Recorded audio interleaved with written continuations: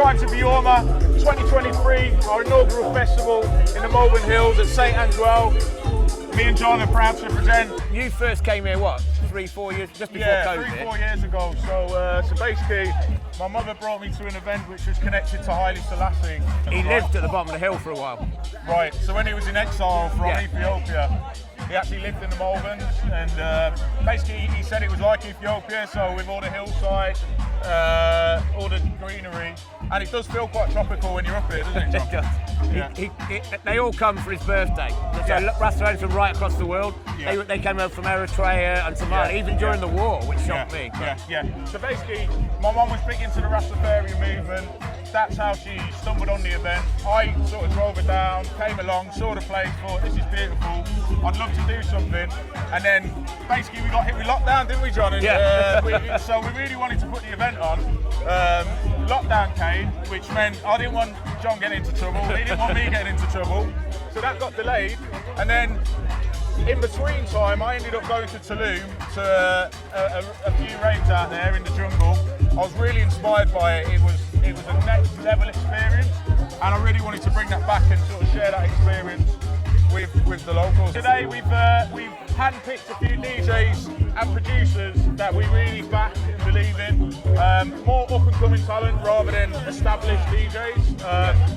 And these are guys that both play the sound that we specialise in, but also produce and are going to add value to the Tribes of Beorma brand when we start releasing music as well. So Tribes of Beorma isn't just an event, it's going to be a record label, it's going to be a group of DJs, it's going to be a whole movement basically. So we'll have the events, we'll release music, and then hopefully it'll just grow and become bigger and better as we keep learning lessons as we go along.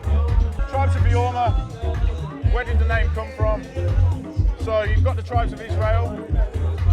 This is based on the Tribes of Beorma, which was the original name of Birmingham. Now, John's a Villa fan, so it's only right that he was the host of the first party for the various tribes. That's the only reason, by the way. Yeah. So we brought, what my idea was always, I've always felt as a resident of Birmingham that it's always been a very sort of divided city, whereas I want to try and bring it all together because I think there's so much culture, there's so much we have to offer as a city, and it's like if we brought it together and then took it to other areas, because, you know, in the olden days everyone travelled for whether it was pilgrimage, whether it was riches, whether it was their beliefs, whatever it might have been. So this has been a pilgrimage spot for since the 10th century, and it became synonymous with the water cure. People came here, particularly in the 1800s.